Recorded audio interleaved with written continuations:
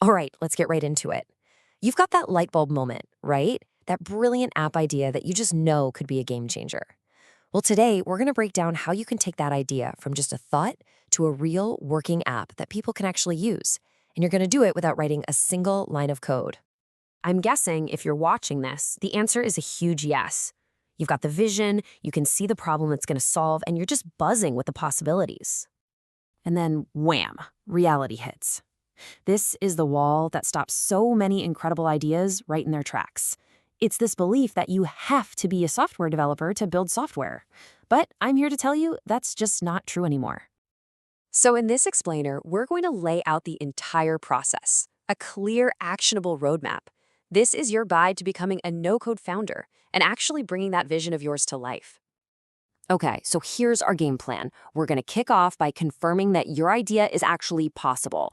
Then we'll dive into validating it, building out that first version, testing and polishing it up, and finally, launching it out into the world.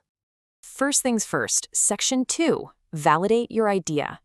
And that subtitle, the blueprint before you build. That is so important. A ton of founders get excited and just rush into building. But you know what? The ones who succeed, they always start right here. You know, validation isn't some fuzzy concept. It's a real four-step process. You've got to really understand who you're building this for. You need to see who's already out there. You have to figure out if people are even looking for a solution like yours. And then you create these detailed customer personas that represent your perfect user. This isn't just busy work, I promise. It's the thing that makes sure you're building something people will actually want. And that's the bottom line, isn't it? Doing this homework saves you an unbelievable amount of time, money, and heartache down the road. Impatience is probably one of the biggest app killers out there, so taking the time to do this, that's your first big win. All right, so once you've got that validated blueprint, we're ready for Section 3, building your first MVP. This is where it gets really exciting. This is where we start making it real, with something called a minimum viable product. So what is an MVP, really? Think of it like this. It's the most basic, stripped-down version of your app. It has just enough features to solve the #1 problem for your very first users. It's not the final, all bells and whistles product. It's a smart, strategic first step to test your idea in the real world without breaking the bank. Now, this is absolutely mission critical. That temptation to add just one more little feature, oh, it's strong. But it's a trap.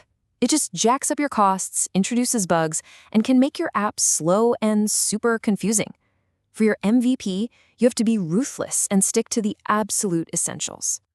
Now, what's really interesting about this slide is how it lays out the tools you'll use. Your choice here really depends on what your idea is. If you're building something big and complex, like a marketplace web app, Bubble is an absolute powerhouse. But yeah, it's going to take some time to learn. For a real native mobile app that you want in the app stores, Adalo is a fantastic choice. And for simpler web apps or maybe an internal tool for a business, Softer and Glide can get you up and running like incredibly fast. So you've built your MVP. That's huge. But hold on, you're not done yet. Now we're in Section 4, testing, refining, and complying.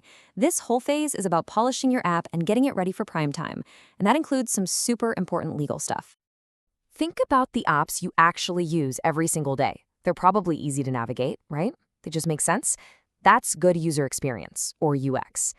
If your app is confusing or a pain to use, people will hit that uninstall button so fast. Your interface really has to speak for itself.